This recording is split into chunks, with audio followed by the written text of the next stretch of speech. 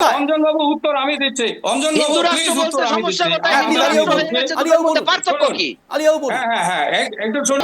এটাই আমি বলতে চাইছি, ভোট ব্যাংক। তাহলে ইসলাম ধর্মাবলম্বী মানুষদেরকে ক্রমাগত তৃণমূল কংগ্রেস ভোটের নিরিখে ব্যবহার করার চেষ্টা করছে।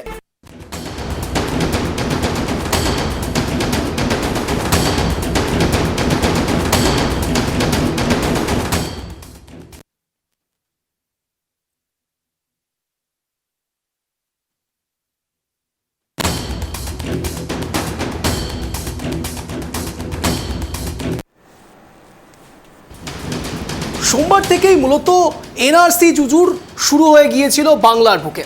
ইতিহাস যা বারংবার ফিরে ফিরে আসে, কি সেই ইতিহাস তা আপনাদের সামনে ক্রমশ প্রকাশ্য। কিন্তু প্রশ্ন যখন এনআরসির, তখন ঠিক সে জায়গাতে কেন হঠাৎ শান দিতে শুরু করলো তৃণমূল কংগ্রেস বা মুখ্যমন্ত্রী মমতা বন্দ্যোপাধ্যায়? তার কারণ ইস্যু উত্তম কুমার। হ্যাঁ, উত্তম কুমার ব্রজবাসী, কোচবিহারের এক বাসিন্দা। তাকে অসম সরকার এনআরসির নোটিশ পাঠিয়েছে, এমনটাই বার্তা দেওয়া হয়েছে। এবং তারপরে এখন এই মুহূর্তে দাঁড়িয়ে এনআরসি জুজু শুরু হয়ে গিয়েছে বাংলার বুকে। দাঁড়িয়ে আসাম সরকারের এমনটাই দাবি যে এই ব্যক্তিকে যদি প্রমাণ তিনি দিতে না পারেন যে তিনি অবৈধভাবে এই আসামে ঢুকেছিলেন, তাহলে তাকে আবারও ফেরত যেতে হবে। অর্থাৎ তাকে এনআরসি লিস্টে তো ফেলা হয়েছে, তার সঙ্গে সঙ্গে তাকে দেশ ছেড়েও বেরোতে হবে। আর ঠিক এই জায়গাতেই এখন বলা হচ্ছে যার জন্মই 1975 সালে, সেই ব্যক্তি কি করে 1966 থেকে 71-এর মাঝে অসমে গেলেন? এবং প্রশ্ন আরও বেশি শুরু হয়েছে, তা হলো এই উত্তম কুমার ব্রজবাসী তিনি বলছেন তিনি কোনোদিনও আসামে যাননি, গুয়াহাটিতে কোনোদিনও জানিনি, তাহলে কি করে তার এগেনস্টে এই এনআরসির তকমা পড়ে যাচ্ছে? প্রশ্নটা ঠিক এখান থেকেই দানা বেঁধেছে। এবং ঠিক এ জায়গায় ওই যে বললাম, এনআরসি ইস্যুতে নতুন করে আবারও শান দিতে শুরু করেছে মুখ্যমন্ত্রী মমতা বন্দ্যোপাধ্যায় এবং তৃণমূল কংগ্রেস। কিন্তু প্রশ্ন হচ্ছে, এনআরসির এত জুজু ঠিক কিসের জন্যে? এনআরসির ভয় ঠিক কিসের জন্যে? যদি আমরা সবাই সঠিক বৈধ সার্টিফিকেট দেখাতে পারি, তাহলে এনআরসি নিয়ে সমস্যা থাকার তো কোনো কথাই নেই। তাহলে প্রশ্ন উঠছে, বিরোধী শিবিরের মধ্যে কেন এই এনআরসি জুজু ধরে রয়েছে? প্রশ্ন হচ্ছে, এই ভারতে ক্রমাগত যদি জনসংখ্যা বৃদ্ধি পেতে থাকে, তাহলে কোন কোন জায়গায় সমস্যা হতে পারে? সমস্যা হতে পারে বেকারত্বে, সমস্যা হতে পারে খাওয়া পড়া, প্রত্যেকটি জায়গাতে। অর্থাৎ রুজি রুটি রোজগারের হিসেবের মধ্যে মূলত খিল পড়বে, শেষ পেরেকটা পোতা হবে যদি এনআরসি জুজু থেকে না বেরিয়ে আসতে পারি আমরা। আর ঠিক এই জায়গা থেকেই প্রশ্ন আসতে শুরু করেছে, এই জুজু কতদিন পর্যন্ত বিরোধী শিবির দেখাবে এবং সাধারণ মানুষকে ভয় দেখাবে? আমি কেন বলছি, সেফ অ্যান্ড ক্লিয়ার ব্যবস্থা হচ্ছে এই মুহূর্তে দাঁড়িয়ে জনবিন্যাস হওয়াটা অত্যন্ত দরকারি, ঠিক যেমনটা এনপিআর। কিন্তু তার সঙ্গে সঙ্গে এনআরসি, সিএএ, এই বিষয়গুলোর দিকে কেন আলোকপাত করলে পরেই এতটা ক্ষিপ্ত হয়ে যান শাসক শিবির আমার জানা নেই। একই সঙ্গে তাদের এতটা গাত্রদাহ কেন হয় এটাও আমাদের জানা নেই। প্রশ্ন হচ্ছে, এনআরসি, সিএএ বা এনপিআর, এই প্রত্যেকটি প্রসঙ্গে যদি আমরা সাধারণ মানুষকে বোঝাতে পারি ঠিক কী কারণের জন্য এটা করা হচ্ছে, তাহলে কি সত্যি সাধারণ মানুষ এর বিরোধিতা করবে? প্রশ্নটা ঠিক এই জায়গাতেও রয়েছে। এবং তার সঙ্গে সঙ্গে প্রশ্ন অন্য একটি জায়গা, তা হলো বিজেপি বা হঠাৎ করেই এই এনআরসিতে এতটা শান কেন দিতে শুরু করেছে? সত্যি কি তাহলে বিরোধী শিবির, অর্থাৎ এই মুহূর্তে রাজ্যের শাসক দল যা দেখানোর চেষ্টা করছে বা বোঝানোর চেষ্টা করছে, সেটার মধ্যেই শিলমোহর পড়বে? জানার চেষ্টা করব। এক পক্ষ, দুপক্ষ, বহু পক্ষ, কথার পৃষ্ঠে বাড়বে কথা। নমস্কার, আমি অঞ্জন, আপনারা দেখছেন ট্রাইব টিভি বাংলা। এই মুহূর্তে প্রাইম টাইম, শব্দের কাটাকাটি, যেখানে শব্দের তীরে জব্দ হয় ইস্যু। আর ঠিক এ জায়গায় আমার প্রথম প্রতিবেদন আপনাদের সামনে রাখবো, তারপর বিস্তারিত আলোচনা। দেখুন, পশ্চিমবঙ্গের কোচবিহার জেলার দিনহাটার বাসিন্দা উত্তম কুমার ব্রজবাসীর হাতে সম্প্রতি অসম সরকারের পক্ষ থেকে পাঠানো এনআরসির সংক্রান্ত একটি নোটিশ পৌঁছানোর পর রাজ্য রাজনীতিতে তীব্র চাঞ্চল্যের সৃষ্টি হয়েছে। অভিযোগ, তিনি গত 50 বছরেরও বেশি সময় ধরে পশ্চিমবঙ্গের মাটিতে বসবাস করলেও তাকে অনুপ্রবেশকারী হিসেবে চিহ্নিত করে নাগরিকত্বের বৈধতা নিয়ে প্রশ্ন তোলা হয়েছে। উত্তম কুমার, যিনি রাজবংশী সম্প্রদায়ের সদস্য, প্রথমে নোটিশটি বুঝতে পারেনি। এরপর তিনি প্রতিবেশীদের সাহায্যে জানতে পারেন যে এটি এনআরসির নোটিশ। এই ঘটনায় তিনি অত্যন্ত বিভ্রান্ত এবং শঙ্কিত। তার প্রশ্ন, বৈধ ভোটার পরিচয়পত্র, আধার এবং অন্যান্য সরকারি নথি থাকা সত্ত্বেও কেন তাকে এভাবে নিশানা করা হলো? এই ঘটনার প্রতিক্রিয়ায় মঙ্গলবার এক্সে একটি তীব্র প্রতিক্রিয়া প্রকাশ করেন মুখ্যমন্ত্রী মমতা বন্দ্যোপাধ্যায়। তিনি লেখেন, এটি আমাদের গণতন্ত্রের উপর একটি পরিকল্পিত আক্রমণ ছাড়া আর কিছুই নয়। এটি প্রমাণ করে যে অসমে ক্ষমতাসীন বিজেপি সরকার পশ্চিমবঙ্গে এনআরসি চাপিয়ে দেওয়ার চেষ্টা করছে, যেখানে তাদের কোনো ক্ষমতা বা অধিকার নেই। প্রান্তিক জনগোষ্ঠীকে ভয় দেখানো, ভোটাধিকার কেড়ে নেওয়া এবং নিশানা করার একটি পূর্ব পরিকল্পিত নোংরা চক্রান্ত চলছে। তিনি আরও বলেন, এই ধরনের ঘটনা রাজ্যের গণতান্ত্রিক কাঠামোকে বিপন্ন করছে এবং মানুষকে অযথা আতঙ্কের মধ্যে ফেলছে। পাশাপাশি তিনি সব বিরোধী রাজনৈতিক দলকে একজোট হয়ে এই ষড়যন্ত্রের বিরুদ্ধে রুখে দাঁড়ানোর আহ্বান জানান। অসমে এনআরসি তালিকা তৈরির কাজ বহুদিন ধরেই বিতর্কের কেন্দ্র রয়েছে। 2019 সালে প্রকাশিত চূড়ান্ত তালিকা থেকে প্রায় 19 লক্ষ মানুষের নাম বাদ পড়ে। এবার সেই এনআরসি নোটিশ পশ্চিমবঙ্গের বাসিন্দার কাছে পৌঁছে যাওয়ায় উদ্বেগ আরও বেড়েছে। এই ঘটনার পর রাজ্যবাসীর মধ্যে আতঙ্ক ছড়িয়ে পড়েছে। এনআরসি যদি সত্যি পশ্চিমবঙ্গে কার্যকর করার চেষ্টা হয়, তাহলে তা রাজ্যের এক বৃহৎ অংশের নাগরিকত্ব নিয়ে প্রশ্ন তুলতে পারে বলে আশঙ্কা অনেকেরই। প্রশাসনিক গাফিলতি বা রাজনৈতিক ষড়যন্ত্র না, সত্য উদ্ঘাটন এখন সময়ের দাবি। Bureau report, tribe TV Bangla. এখান থেকে প্রশ্নগুলো বারংবার দানা বাঁধছে, তাহলে কি আসাম সরকার ভুল করছে নাকি বাংলা সরকার খামোখাই ভয় পাচ্ছে? তার কারণ এই মুহূর্তে দাঁড়িয়ে মুখ্যমন্ত্রী মমতা বন্দ্যোপাধ্যায় এক্স হ্যান্ডেলে তার পোস্ট করছেন এবং রীতিমতো তিনি প্রচণ্ড স্যাড হয়েছেন, প্রচণ্ড কষ্ট পেয়েছেন যে একজন বাসিন্দা পশ্চিমবঙ্গে যিনি 50 বছর ধরে বসবাস করছেন সেই ব্যক্তির নাম কি করে এনআরসির মধ্যে পড়ে যাচ্ছে, কিংবা আসাম সরকার ঠিক কোন আওতায় হঠাৎ করে বাংলার বুকে এক বঙ্গবাসীকে এই এনআরসির জুজু দেখাচ্ছেন। অর্থাৎ ঠিক যে জায়গায় 26শে বিধানসভা নির্বাচনের আগে ঠিক যে বিষয়টিকে সবথেকে বড় হাতিয়ার করতে চাইছে তৃণমূল কংগ্রেস, সে জায়গাতেই ক্রমাগত শান দিয়ে চলছিল এতদিন ধরে তৃণমূল কংগ্রেস। আর ঠিক সে জায়গায় এখন নতুন করে আরও বেশি শিলমোহর দেওয়ার সুযোগ হয়ে গেল তৃণমূল কংগ্রেসের। আর ঠিক এখন বিজেপি কি করবে, বিজেপি কি বলবে? অসম সরকার সত্যি কি ভুল করলেন? যদি ভুল করে থাকেন তাহলে এর উপায় কি? যদিও বা এই মুহূর্তে দাঁড়িয়ে উত্তম কুমার ব্রজবাসী তিনি যথেষ্ট চিন্তার সম্মুখীন হয়েছেন। আর ঠিক এই সমস্ত প্রসঙ্গ নিয়ে সরাসরি প্যানেল ডিসকাশনে আসবো। এই মুহূর্তে যারা যারা আমাদের সঙ্গে জুড়েছেন তাদের সঙ্গে দর্শকদের পরিচয় করিয়ে দেবো। এই মুহূর্তে আমাদের সঙ্গে রয়েছেন মাননীয় আলী হোসেন, বিজেপি মুখপাত্র, রয়েছেন আমাদের সঙ্গে মাননীয় দেবব্রত রায়, রাজনৈতিক কর্মী, তৃণমূলটাকে সমর্থন করেন, রয়েছেন আমাদের সঙ্গে মাননীয় রতন বালা, কংগ্রেস সমর্থক, রয়েছেন আমাদের সঙ্গে মাননীয় জয়দেব ঘর, রাজনৈতিক বিশ্লেষক। আপনাদের প্রত্যেককে স্বাগত ট্রাইব টিভি বাংলায় প্রাইম টাইম শব্দের কাটাকাটি অনুষ্ঠানে। আমি প্রথমেই শব্দের কাটাকাটি অনুষ্ঠানে আমার প্রশ্নটা আপনাদের সামনে রাখবো, তারপর প্রত্যেকে ওপেনিং রিমার্ক দেওয়ার সুযোগ দেবো। আমার প্রথম প্রশ্ন, দেখুন, এনআরসি হলে সমস্যা কি? আমি সোজা সাপটা প্রশ্নের উত্তর নেওয়ার চেষ্টা করব। এনআরসি হলে সমস্যা কি? আমি বিশ্বাস রাখি আজ এই শো থেকে কনস্ট্রাকটিভ কিছু বেরিয়ে আসবে এবং দর্শকও অনেক কিছু জানতে পারবেন। এনআরসি হলে সমস্যা কি? আমি প্রথম জানার চেষ্টা করব যারা এর বিরোধিতা সবার আগে করতে শুরু করেছে, মুখ্যমন্ত্রী মমতা বন্দ্যোপাধ্যায়ের দল। আর ঠিক সেখান থেকে দেবব্রত বাবুর কাছে আমি প্রথমে যাব। দেবব্রত বাবু, আপনার ওপেনিং রিমার্ক শুরু হচ্ছে এখন, বলুন। শোনা যাচ্ছে? হ্যাঁ, বলুন। শোনা যাচ্ছে? হ্যাঁ, স্পষ্ট। আচ্ছা, একটু শুনুন। সমস্যা কিছুই নেই। সমস্যা যেখানে কি জানেন তো, যেখানে বাঙালি মানেই বাংলাদেশি একটা ন্যারেটিভ দেশ জুড়ে। হ্যাঁ, বাঙালি মানেই বাংলাদেশি একটা দেশ জুড়ে এরকম একটা ন্যারেটিভ তৈরি করার চেষ্টা চলছে। কিছু মানুষকে অনাগরিক করে দেওয়ার একটা প্রচেষ্টা মাত্র। শুধু একটা জিনিসই প্রশ্ন করতে দেখুন, আসামের ডিটেনশন ক্যাম্পে যে মানুষগুলো আছে, আমি বলবো কয়েক লক্ষ, কেউ বলবেন 10,000, কেউ বলবেন 100, কেউ বলবেন একজন। সেখানে তো আছে, তো এটা তো নিশ্চিত, কেউ তো অস্বীকার করতে পারবেন না। কিন্তু যে মানুষগুলো ডিটেনশন ক্যাম্পে আছে তাদের একটু ধর্মীয় পরিচয়গুলো তারা একটু নিশ্চয়ই দিয়ে দেবেন। কি ধর্মীয় পরিচয়? মুখে বলছি কোনো হিন্দুকে আমরা অনাগরিক করব না, আমরা জবে এসছে 2014 পরে এসছে, 14 আগে এসছে, আমরা নিয়ে নেবো। কিন্তু বাস্তবে দেখা যাচ্ছে কার্যত সেই কাজগুলো হচ্ছে না, কিন্তু কিছু মানুষকে অনাগরিক করে দেওয়ার চেষ্টা চলছে। আমরা কয়েকদিন আগে আমরা দেখলাম এই বিহারের নির্বাচনে, যেটা আগে হয়তো উইথড্র হয়ে গেছে, 1987 সালের আগে যারা ভোটার লিস্টে নাম তুলবে তাদের এই ডকুমেন্টস লাগবে, বার্থ সার্টিফিকেট লাগে, অমুক তমুক ইত্যাদি ইত্যাদি লাগবে। কিন্তু কেন এই নিয়মটা কারা করলো? 1987 বা কেন? যে মানুষগুলো 71 সালে উদ্বাস্তু হয়ে এলো, তারা কোন ডকুমেন্টস? তারা তো এক কাপড়ে এসছে, তারা কোন ডকুমেন্টস নিয়েছে এটা কি বলতে পারবেন? সেই উত্তরটা কারা দেবে? ঠিক এই জায়গাতে রতনবাবুর কাছে আসবো। রতনবাবু, এনআরসি হলে সমস্যা কি? আপনার ওপেনিং রিমার্ক। আনমিউট করুন প্লিজ।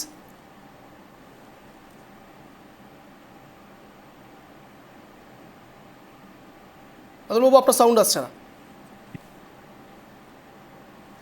আমি সময় ব্যয় করবো না, আমি এখানে জয়দেববাবুর কাছে যাবো। জয়দেববাবু, হ্যাঁ বলুন। বলুন, হ্যাঁ রতনবাবু বলুন। হ্যালো, হ্যাঁ বলুন। হ্যাঁ বলছি যে দেখুন, এনআরসি হলে কোনো সমস্যা নাই। আমরা জাতীয় কংগ্রেস, এনআরসি প্রথম চালু হয়েছিল আপনার আসামে চালু হওয়ার পিছনে অনেকগুলো কারণ ছিল। সেই সময়তে আসামে বহু লোক বাইরে থেকে প্রবেশ করে গেছিল এবং সেই সরকার কিন্তু আসামে এটা চালু করার জন্য দাবি করেছিল, তাই সেটা চালু হয়েছে। কিন্তু এনআরসির নামে যেগুলো চলছে এখন বর্তমানে, সেটা কিন্তু খুবই খারাপ। এনআরসিকে সামনে রেখে 2019 সালে যেটা দেখালেন যে 19 লক্ষ আসামি যারা, তার মধ্যে 14 লক্ষই হিন্দু যারা ডিটেনশন ক্যাম্পে চলে গেছে। তো এই যদি হয়, এনআরসির নামে কিছু মানুষকে যে নানা রকম জুজু দেখানো, ভয় দেখানো, পশ্চিমবাংলায় এনআরসির কোনো মূল্য নাই। কারণ এখানে এনআরসির নামে ভোট হয়। কারণ আজ থেকে 2021 সালে এনআরসিকে কেন্দ্র করে মেরুকরণের ভোট হয়েছিল। আমরা আগামী দিনে যখন দেখছি যে কিছু করার নাই, মানুষ বেকার সমস্যা প্রচুর, এখানে মানুষের কর্মসংস্থান নাই, সেগুলো কোনো ইস্যু নাই। শুধুমাত্র এনআরসি মেরুকরণ এই ধরনের ইস্যুগুলোকে নিয়ে এসে বিজেপি পার্টি এবং তৃণমূল কংগ্রেস তারা কিন্তু এই সামনের 26-এর নির্বাচন লড়ার, 26-এর নির্বাচন লড়ার চেষ্টা করছে। এর বাইরে বেশ, আমি এখানে জয়দেববাবুর কাছে আসবো। জয়দেববাবু, এনআরসি হলে সমস্যা কি? আপনার 1 মিনিট সময় শুরু হচ্ছে এখন, বলুন।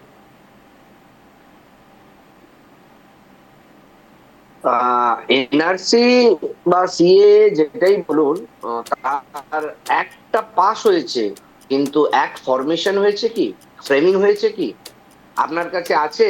যে সিএ অ্যাক্ট, তার কি কি ধারা, উপধারা, বা তার যে বেয়ার অ্যাক্ট আমরা বলি, যে কোনো আইনের যেরকম বিভিন্ন ধারা হয়, সেই ধারাগুলো কি আপনি দেখাতে পারবেন দর্শকদের? বা অমিত শাহ কি দেখাতে পারবেন? এটা হচ্ছে এক ধরনের ভোট জেতার tool. This is a tool kit. কি করে আমি ভোট জিতবো, কোথায় ভোট জিতবো, সেখানে যদি আমাকে দেওয়া ভোটের লোকজন বেশি না থাকে, কি করে আমি এলিমিনেট করব। যেভাবে একটু আগে আপনাদের আমি বলেছিলাম কদিন আগে যে বিহারে কি চক্রান্ত চলছে, সেই রকম ভাবে সিএ এনআরসি আসলে উদ্দেশ্য হচ্ছে যারা বিজেপিকে ভোট দেয় না, সে হিন্দুই হোক আর মুসলিমই হোক, দেখে দেখে তাদেরকে ভোটার লিস্ট থেকে বার করে তাদেরকে ডিটেনশন ক্যাম্পে পাঠিয়ে দেওয়ার চক্রান্ত। আজ পর্যন্ত আইন ফ্রেমিং হয়নি। আলিয়াবু, দেখুন, এনআরসি সংক্রান্ত ব্যাপারে একমাত্র আসামেই ভারতবর্ষের প্রথম এনআরসি হয়েছিল এবং পরবর্তীতে ভারত সরকার অর্থাৎ কেন্দ্রীয় সরকার আজ পর্যন্ত কোনো রাজ্যে এনআরসি লাগু করেনি বা এনআরসি লাগু করার কোনো ইচ্ছা সরকারের নেই। এই মুহূর্তে সরকারের এখন সিএএ, যেটা সিটিজেনশিপ অ্যামেন্ডমেন্ট অ্যাক্ট, যেটা ভোটের মাধ্যমে পাশ হয়েছে এবং সেটা লাগু হয়েছে, সেই কারণে সিএএ চলছে। আজকে উত্তম বাবু উনি যে বলছেন যে তাকে এনআরসি নোটিশ ধরিয়ে দেওয়া হয়েছে, আমরা বলতে চাই উনি সিএতে অ্যাপ্লাই করুক এবং সঙ্গে সঙ্গে তিনি ভারতীয় নাগরিকত্বের স্থায়ী অধিকার তিনি অর্জন করবেন। প্রশ্ন যেটা বিষয় উত্তম বাবুকে বলতে চাই আপনাদের মাধ্যমে, যে আপনি এনআরসির নোটিশ আসাম সরকারের কাছ থেকে পেলেন, নিশ্চয়ই আপনি পশ্চিমবঙ্গের নাগরিক হওয়া সত্ত্বেও নিশ্চয়ই আসামে আপনি ছিলেন, আর আসাম সরকার আপনাকে পশ্চিমবঙ্গের নাগরিক বলে ওখানে নাগরিক না হয়েও আপনাকে একটা নোটিশ ধরিয়ে দিল। এটা কিন্তু একটা গোলমালের প্রশ্ন হয়ে দাঁড়াচ্ছে। সেই জন্য আমরা যেটা জানতে চাই, মিডিয়াকেও আমরা বলতে যাচ্ছি, অঞ্জনবাবুকেও, যে এটা দেখুন সত্যি সত্যি উত্তমবাবু আসামে কি কিছুদিন হলো অবস্থান করেছিলেন? যদি করে থাকেন তাহলে সেই প্রশ্নটা পাবেন। আমি সবশেষে যেটা বলবো যে উনি সিএতে অ্যাপ্লাই করলে ভারতীয় নাগরিক হয়ে যাবেন, এ ব্যাপারে কোনো সন্দেহ নেই। একটা বিষয় আমার কাছে একেবারে পরিষ্কার হচ্ছে না, একটা বিষয় এখনো পর্যন্ত আমার পরিষ্কার হয়নি। যদি আপনার কাছে এরকম কোনো তথ্য থেকে থাকে আপনি নিশ্চয়ই আমাদের দেবেন, কিন্তু প্রশ্ন হচ্ছে এই মুহূর্তে দাঁড়িয়ে যার জন্মই হলো 75-এ, তিনি নিজে বলছেন 1975-এ, আর ঠিক সে জায়গায় 66 থেকে 71-এর মধ্যে যে অ্যামেন্ডমেন্টের কথা বলা হচ্ছে, যে এনআরসির কথা বলা হচ্ছে, তার ক্ষেত্রে এটা কি করে লাগু হয়? এটা তো প্রথম প্রশ্ন। আর দ্বিতীয় প্রশ্ন হচ্ছে, যে ব্যক্তি আসামে কোনোদিনও জানিনি, সেই ব্যক্তি কি করে পশ্চিমবঙ্গে থেকে আসামের এনআরসির কেসের মধ্যে ফেসে যান? এটা কি করে সম্ভব? আলিবাবু, না দেখুন, যেটা বিষয় যেটা হচ্ছে, সেই চিঠিটা কতদিন আগে, আমাদের কাছে একটা বেসরকারি ভাবে বা যেভাবে হোক একটা সোর্সে খবর এসে 9 বছর আগে একটা চিঠি তার কাছে পৌঁছে গিয়েছিল, মানে জেলার অফিসে এসছিল, সেই চিঠিটা চেপে রাখা হয়েছিল। তাহলে বলুন, আজকে সেটা প্রকাশ হচ্ছে। মাননীয় মুখ্যমন্ত্রীকে আমরা বলতে চাই, এইভাবে মানুষগুলোকে কেন আপনারা বিভ্রান্ত ছড়াচ্ছেন? আমরা উত্তম রাজবংশীর হয়ে আমরা বলছি যে উত্তম রাজবংশের কোনো ভয়ের কারণ নেই। তিনি ভারতীয় নাগরিক হয়েছেন, ভারতীয় নাগরিক থাকবেন, তাকে কখনো এনআরসির আওতায় তাকে বাদ দেওয়া হবে না, কোনো ক্রমেই হবে না। এবং তিনি সিএ এর আন্ডারে অ্যাপ্লিকেশন করবে, সঙ্গে সঙ্গে তিনি ভারতীয় নাগরিকত্ব অর্জন করবেন। রাজ্যের মুখ্যমন্ত্রী মমতা বন্দ্যোপাধ্যায় তার এখন ভোটের পোলারাইজেশন করবার জন্য, সিএ কে চ্যালেঞ্জ করবার জন্য এনআরসির একটা জুজু দেখিয়ে পশ্চিমবঙ্গের সাধারণ মানুষকে বিভ্রান্ত করবার চেষ্টা করছে। এর থেকে বাংলার মানুষকে সচেতন হওয়ার আমি আবেদন জানাচ্ছি। রতনবাবু,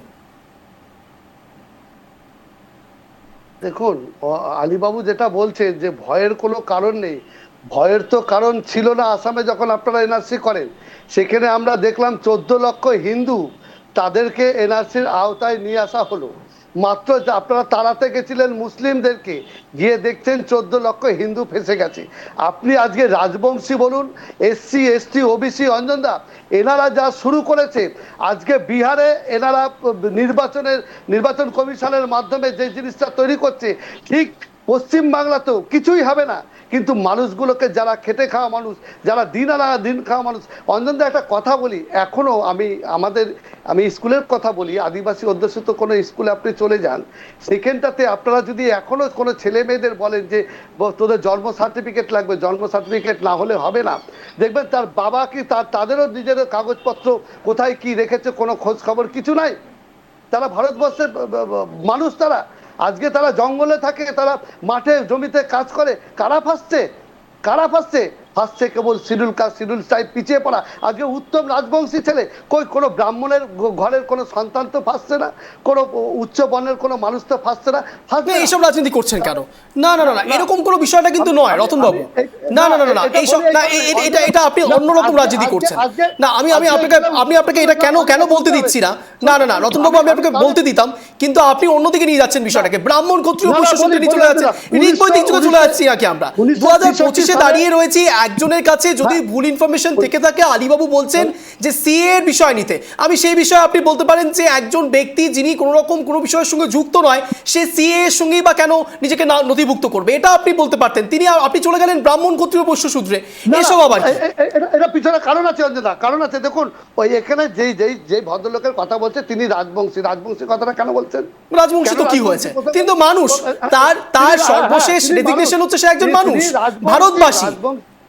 ভারতবাসী, তিনি রাজবংশ 1971 সালের মধ্যে কোনো বৈধ কাগজপত্র ছাড়াই তিনি আসাম সীমান্ত দিয়ে ভারতবর্ষে প্রবেশ করেছে, এটা বলছেন। উত্তম বাবু দাবি করছেন যে বাবার ভোটের লিস্টে নাম ছিল 1966 সাল থেকে 1988 সাল পর্যন্ত ভোটের তালিকায় নাম ছিল। আজকে ভোটের তালিকার নাম বাদ দেওয়ার পেছনে এবং এনআরসির জুজু দেখিয়ে সামনের যে নির্বাচন 2026 সালে, সেই নির্বাচনের বৈতরণী পার হচ্ছে। এনআরসি জুজু তোরে না বিজেপি কিছু করছে? না না রতনবাবু, আমি এটা বুঝতে পারছি না। এনআরসি জুজু বিজেপি দেখাচ্ছে না। এনআরসি একটা প্রসেস। এনআরসির মধ্যে এত সমস্যা কোথায়? মমতা বন্দ্যোপাধ্যায় তিনি এই বিষয়ে স্যাড হচ্ছেন, আপনারা এই বিষয় নিয়ে বিরোধিতা করছেন, বিরোধিতার জায়গা থাকতেই পারে, কিন্তু এনআরসি যদি তো বিজেপি দেখাচ্ছে না, কেন এই কথাগুলো বলছেন? আমি আলিয়াবু হাত তুলছি, আলিয়াবুর কাছে যাবো। হ্যাঁ, বাংলা এক মিনিট, বাংলার না, আমাকে আলিয়াবু থেকে উত্তরটা নিতে হবে। আলিয়াবু বলতে চাইছেন, দেখুন, যেটা হচ্ছে উত্তম বাবু যে চিঠিটা দেখাচ্ছেন আসাম সরকারের, আমার মনে হচ্ছে এই চিঠিটা ভেরিফিকেশন করা উচিত। তার জন্ম 1975 সালে, আজ থেকে 50 বছর হলো তার বয়স। সেখানে ভেরিফিকেশনে যেটা বলা হয়েছে 66 থেকে 71-এর মধ্যে জন্ম হলে তাদের এগুলো দেখাতে হবে, বা 71-এর মধ্যে আসলে সেগুলো দেখাতে হবে। আমার তো মনে হচ্ছে এই চিঠিটাকে নিয়েই প্রশ্ন।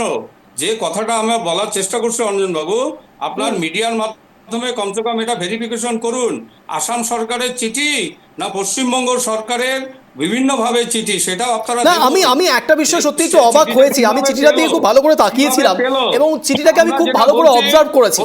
সেখানে এসপিরও সাইন রয়েছে, আমি যদি খুব ভুল না হই। আমি দেবব্রত বাবুর কাছে যাবো এই ব্যাপারটা নিয়ে। না শুনুন না, হ্যাঁ, স্পেশাল ভাবে বলছি, আমি কুচবিহারের লোক, আমি কুচবিহারের রাজবংশী লোক। এবং উত্তম বাবু তিনিও কুচবিহারের রাজবংশী লোক, দিনহাটায় বাড়ি। তাহলে এখানে বলা হচ্ছে রাজবংশী বলে তার উপরে হচ্ছে, তা নয়। এখানে একটা বিষয় আছে, উনি কি সত্যি সত্যি আসামে বসবাস করছিল কিছুদিন? তাকে আগে জিজ্ঞেস করুন। সে যদি বসবাস করে থাকে, না, নিশ্চয়ই সেখানকার যে তিনি সার্ভে কিন্তু বলছেন যে তিনি কোনোদিনও আসামে যাননি, এটা কিন্তু তিনি বারংবার বলছেন। তাকে জমা দিতে হবে না, তাকে কোনো কাগজ জমা দিতে হবে না। এনআরসি পকেটে রেখে উনি তাবিজ বানিয়ে রাখুক। আরে আপনি এনআরসি তে বলছেন ওনার কিছু হবে আলীবাবু, না। আপনি কি উনি সিএ বলছেন তে এখানে অ্যাপ্লাই বসে? করবে আপনি আর বলছেন ভারতীয় কোনো নাগরিক কাগজ হয়ে জমা যাবে, দিতে কোনো হবে না? সন্দেহ কি নেই, অদ্ভুত কোনো কথা বলছেন সন্দেহ আপনি! নেই। আপনি কি বলছেন আলীবাবু? আপনি বলছেন কোনো কাগজ জমা দিতে হবে না? তেরোদশ তাকে মাস। 15 জুলাইয়ের মধ্যে আসামের লাগবে কামরূপ না, জেলায় লাগবে না, পুলিশ সিএ সুপার হলেই তাকে হয়ে যাবে, দেখেছে তাকে কিছু কাগজপত্র লাগবে না। নিয়ে, আর আপনি বলছেন কাগজ জমা দিতে হবে না? না আপনি না গ্যারান্টি রতন দিতে বাবু, পারবেন? তার কোনো আপনি কাগজপত্র লাগবে গ্যারান্টি না, দিতে সিএ তে পারবেন এই অ্যাপ্লিকেশন উত্তম করবে, কুমার পেয়ে যাবে ভারতীয় কুমারের? নাগরিকত্ব। আপনি এটাই বলা গ্যারান্টি আছে। দিতে আমি পারবেন? ঠিক এই জায়গাতে সরাসরি অদ্ভুত দেবব্রত বাবুর কথা কাছেই যাবো। বলছেন। দেবব্রত বাবু, বলছে একটা 15 বিষয় জুলাইয়ের মধ্যে আমার কাছে পরিষ্কার এখনো কাগজপত্র হয়নি, নিয়ে যেতে একটু পরিষ্কার বলছে। করে দেবেন। যে লিস্টটি এসছে, সরাসরি এনআরসি যে নোটিশটি এসছে তার কাছে, সেখানে এসপিরও সাইন রয়েছে। আমি বলছি এসপি সাইন থাকলো এবং তার সঙ্গে সঙ্গে এনআরসির এই নোটিশ চলে এলো, এটার মধ্যে বাংলা সরকারের কোনো হাত নেই তো দেবব্রত বাবু? দেখুন, এখানে আসাম সরকার বললেন তো, আমি একটা বলছি অসীম সরকার। নিশ্চয়ই অসীম সরকারকে চেনেন, তিনি একজন বিজেপির বিধায়ক। তিনি বলছেন কি 2014 সালে যত হিন্দু এসছে তাদেরকে নাগরিকত্ব আমিই দেবো, এরকম বুক চাপড়ে চাপড়ে বলছে। তাহলে কোনটা ঠিক? একটা জায়গা তো ঠিক আসতে হবে। আক্রমণ যেটা হচ্ছে সেটা দেখবেন একদম, একটু রতনবাবুর সাথে আমি দ্বিমত পোষণ করছি না। দেখুন, আক্রমণ যেটা হচ্ছে একদম গ্রাসরুট লেভেলের মানুষদের ওপর হচ্ছে, যাদের কাছে ঠিকমতো তারা কিছু ডকুমেন্টস রাখা ইত্যাদি রাখাতে কিছু একটা তারা রাখতে পারে না, কোনো কারণে রাখতে পারে না, রাখা হয় না। কিন্তু উচ্চবিত্ত মানুষগুলো তারা রাখে, সংগ্রহ করে বিভিন্ন রাখা থাকে, কিন্তু তারা পারে না। কিন্তু আক্রমণটা কিন্তু তাদের দিকেই হচ্ছে।